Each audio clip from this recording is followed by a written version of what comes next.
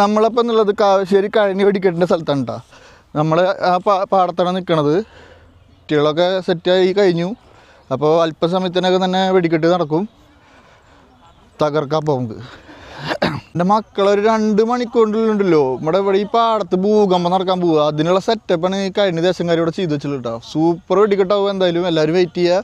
കൂട്ടപ്പറിച്ചിൽ തുടങ്ങണം കേട്ടോ. ആ കൂട്ടപ്പറിച്ചിൽ അറ്റം മുതൽ തുടങ്ങിയിട്ട് ഏകദേശം എന്തേ അവിടെ ക്ലിയർ ചെയ്തിട്ടുണ്ടല്ലേ. ആ അറ്റം വരെ വെടിക്കെട്ട് കൂട്ടപ്പറിച്ചിൽ മാത്രമാണ്. ഡൈനിങ് ഒക്കെ ഉണ്ട് അതിൻ്റെ ഉള്ളിൽ. ഏകദേശം വെടിക്കെട്ട് നടക്കുന്നത് ആ ഷെഡിൻ്റെ അപ്പുറത്തുനിന്ന് അങ്ങനെ വന്നിട്ട് ആ മൂലയ്ക്ക് നിന്നാണ്. ആ വീട് കണ്ടില്ലേ അവിടെ, കണ്ടോന്ന് അറിയണില്ല. ആ വീടിൻ്റെ അവിടെ നിന്നാണ് വെടിക്കെട്ട് സ്റ്റാർട്ട് ചെയ്യണത്. അതിങ്ങനെ കറങ്ങി വന്നിട്ട് ഇവിടെ എത്തും. ഇവിടെ ഉണ്ടല്ലോ, ഇവിടെ കുറച്ച് കഴിഞ്ഞാൽ ഒരു ഭൂകമ്പം നടക്കും. അതിനുള്ള അറേഞ്ച്മെൻറ്റ്സ് കാര്യങ്ങളൊക്കെ ഇവരിവിടെ നടത്തുന്നുണ്ട്. അത്രയും അടിപൊളി സാധനം എന്നാണ് പറയണത്. ഏകദേശം 54 ലക്ഷത്തിൻ്റെ അടുപ്പിച്ച് വരുന്ന വെടിക്കെട്ടിൻ്റെ കൂട്ടപ്പൊരിച്ചിലാണ് കേട്ടത്. ആ അറ്റം മുതൽ തുടങ്ങിയിട്ട് ഒരു പറമ്പ് പാടം തന്നെ വെടിക്കെട്ട് മയാവും.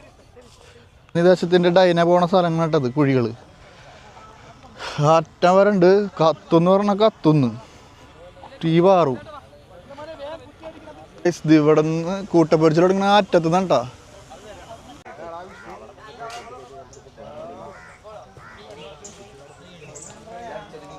കാവശ്ശേരി പൂരത്തിൻ്റെ വിളിച്ചിട്ട്